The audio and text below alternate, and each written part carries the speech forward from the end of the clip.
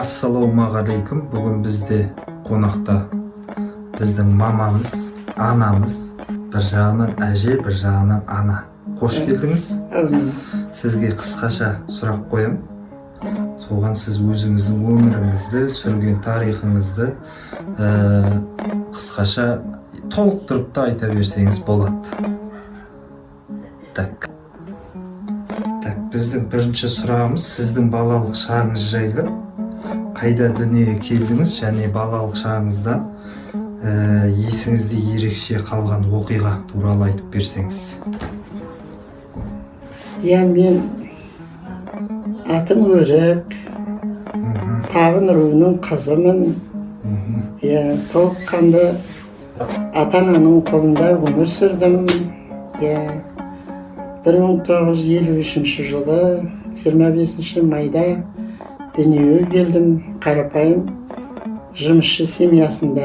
Әкем де 1904 жылғы, анам 1924 жылғы.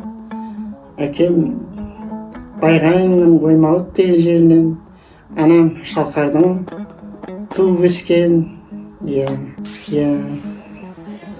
Біз сол кішкене ғана осы Азаев заводының түбінде Елек деген поселкада туып өстім.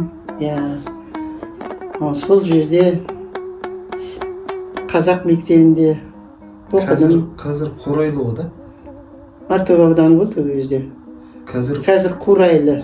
Қурайлының екінші фермасы деп есептеледі.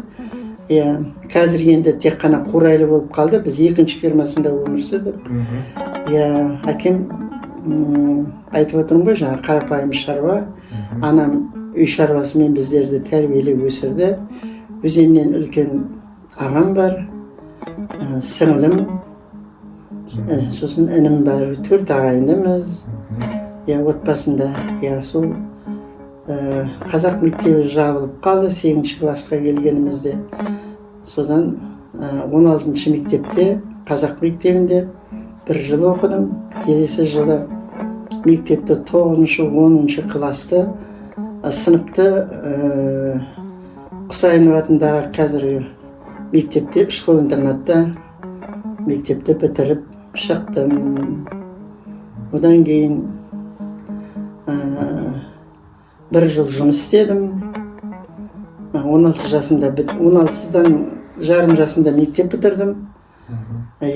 Содан Өзбекстанда, Ташкентте оқуға түстім, бірақ ата-анам мені кері қайтарды жас деп. Содан 1 жыл жұмыс істеп, темірдің совхоз техниканың бухгалтер мамандығын тамамдап 1972 жылдан содан шалқарлық жігітке тұрмысқа шықтым. Өзбекстанға не мамандықпен бардыңыз? Онда жаңағы дизайнер мамандығыменен түскенмін. Аяқтатпай түсуін түссем де қазақтың қызы шетелде жүрмеу керек деп ата-анам мені кері қайтарды. Сонымен совхоз техникумға, темірде ғой да? Темірде. Селиноградқа түсіп едім. Техникумның кооперативінен, одан да мені оңаяққа рұқсат еткен жоқ. Сонымен ол кезде де жаңа бөлімге жібереді. Ақтөбенің кооперативі толып қалды. Содан темір техникумына жіберді. Ол жерде біздің құда жекжаттар тұрады. Мені сол үйге жатқызды ғой. Қазақтың тәрбиесі деген сол. Сол жерде шалқарлық қызды 40 үйден тыйым деп сөйтіп жүріп шалқарлық жігітпен танысып, сонымен бас қостым. Ол кезде қыз балаға не қиын сіздердің замандарыңыз? Тыйым біздерге. Анда бар ма? Жоқ, сол менің жаңағы жатқан Сапа аға, Ағила Шапа дегендер мені аманат қылып тапсырғасын, ол кісі де мені өздерінің балдарындай қарап, мені еш жаққа артық жерге жібермеді. Сол ата-анамның жаңағы аманатың деп, соныменен сол бір жігітке жүріп, сол бір жігітке тұрмысқа шықтым. Ол мына менен сұхбат алып отқан баламның атасы. Осы баланың әкесі. Қалай таныстыңыздар бірінші? Менің жаңа баламның папасының туған ағасы. Иә, ол шалқарын вариантқа салып мені өзіне қаратып алды ғой.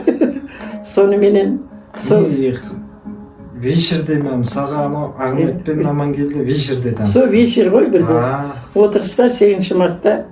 Иә, сондықтан сол мен оқуымды аяқтап. Бұлай неге тағдыр қалай? Оқу бір болды ма? Оқу бір болды, ол зоотехническийін бітірді. Оқып жүрді, мен бухгалтерский отделениеде оқыдық. Бір оқуда сөйтіп бізді тағдыр солай қосты. Иә, сонымен 72 жылы отау құрдық. Ол кісі бітірген жоқ. Ол 73 жылы бітіріп, бірден әскерге кетіп қалды. Ол кісіні мен тағы да күттіңіз. 2 жыл, 3 жыл күттім ғой. Сонау Шалқарға келін болып, дүниеге баламыз келді. Арманыңыз не болды сол жастық шағыңызда? Арман не болды? Жақсы отбасы болу, семья болу. Сол ата-анамызбен 7 жыл бірге тұрдық. Дүниеге 2 ұл, 2 қыз келді. Өзімізше енді бақытты, жақсы жанұя болған сияқтымыз енді. Ол кісі сол отан алдындағы борышын өтеп келіп, тағы да Оралда оқып, өзінің жаңа механика факультетін бітірді. Мен сельхозтехника деген мекемеде жұмыс істедім. Есепші болдым. Бухгалтер болдым, завскат болдым. Соныменен балдар дүниеге келді, үй салдық. 72 жылы айттым ғой енді, біз август айында қосылдық. 73 жылы дүниеге июль айында 22-сінде дүниеге 73 жылға жарасқан атты балам келді дүниеге. Одан кейін 76 жылы Есенхан деген балам дүниеге келді майдың 10 күнгі. Одан кейін Бағдагүл есімді қызым 82 жылға 7 февраль. Кенже қызым 88 жылға, Бану деген қызым 8 май 88 жылға. Енді қазір толыққанды отбасынан шыққан балдар да, бәрінің де жанұясы бар. Жарасқанымның да 2 ұлы, 1 қызы бар. Ұлы үйленген, 4 немересі бар. Яғни біздің ол бірінші баламыздан 4 шөбереміз бар. Одан кейінгі жарастың қызы бар, Рауа атты. Албан елінің келіні. Одан жиен шарымыз бар немеремізден. 1 класста оқиды. Одан кейін Есенхан деген ұлым бар. Оның 2 ұл, 2 қызы бар. Қызы тұрмыста. Дана деген. Ол қызымнан да 3 жиен шарымыз бар. Одан кейін Аяжан деген қызым бар. Ол да оқу бітірген, осы Астанада жұмыс істейді. Одан кейін Әл-Фараби деген немерем бар, 21 жасқа кетті. Ол да студент. Одан кейін немерем 7-ші сыныпқа көшті, Мағжан атты. Ал қызым 82-ші Бағдагүл Талғат деген күйеу балам бар. Олардың да 2 ұлы бар, биыл 11-ші классқа барады, Мансұр атты жиеніміз. Аяна деген қызы бар, жиеніміз 7-ші классқа көшті, сыныпқа көшті. Одан кейін Бану деген қызым бар, Банудың 2 ұлы, 2 қызы бар. Ақнедяр деген жиеніміз 6-ші классқа көшті. Әлиақбар деген жиеніміз 3-ші сыныпқа көшті. Сосын 2 қыз баласы бар. Біреуі 3-те, біреуі... Шоқай ренжет, Шоқайды ұмытып кеттіңіз. Шоқай деген жарасымның ұлы бар, 11-ші сыныпқа көшті. Соныменен... Осы немере шөберелеріңізге айтар ақылыңыз? Сол балдардың парасатты, ақылды, жақсы білімді осы заманның балдары болған қалаймын.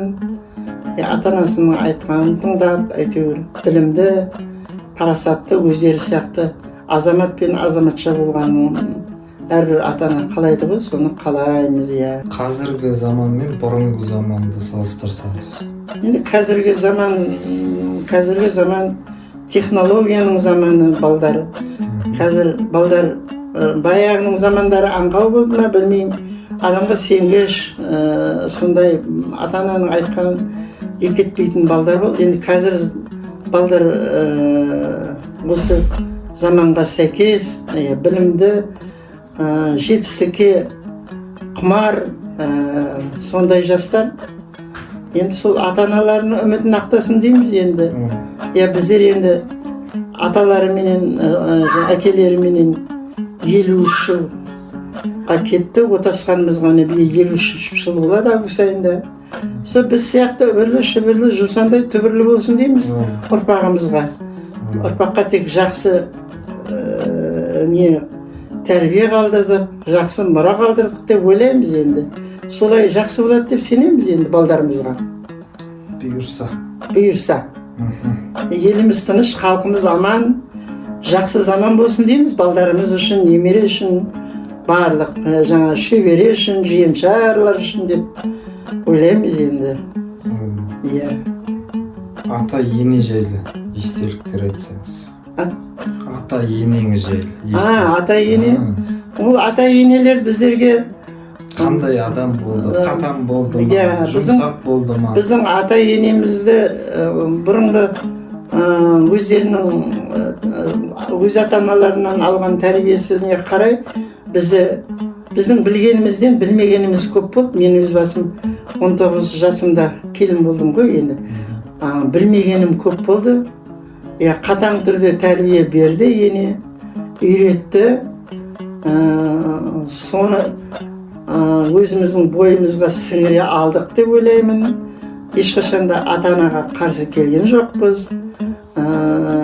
Қатты айтты деп ренжіген жоқпыз. Не үйрене алдыңыз? Енеңізден не үйрендіңіз? Енеден көп үлгі алдық. Енеден үлгі алған ешқашан жаңағы үйдегі болып жатқан жағдайды өз отбасыңа, өзіңнің төркін жағыңа айтпауды, оны өзімнің ата-анам да сөйтеді. Семья жағдайларын сол үйде қалу керек. Бүкіл шынаяқ сылдырламай қалмайды ғой, сылдырлайды. Соны өзіңнің жанұяңда ғана ұстау керек. Өзіңнің төркіне ондай әңгімені айтпау керек. Ата-енеңді жамандамауың керек. Біздің дәуіріміз сондай болды. Сондықтан біздің ата-анамыз да айтатын еді: сендер ол үйдегі болып жатқан оқиғаны бізге айтпа, өзің қосылдың, өз отыңа өзің жыл дейтін деп. Сол біз ата-ананы сыйладық, ата-ананы тыңдадық. Соның арқасында бақытты ата-ана болып отырмыз деп ойлаймын.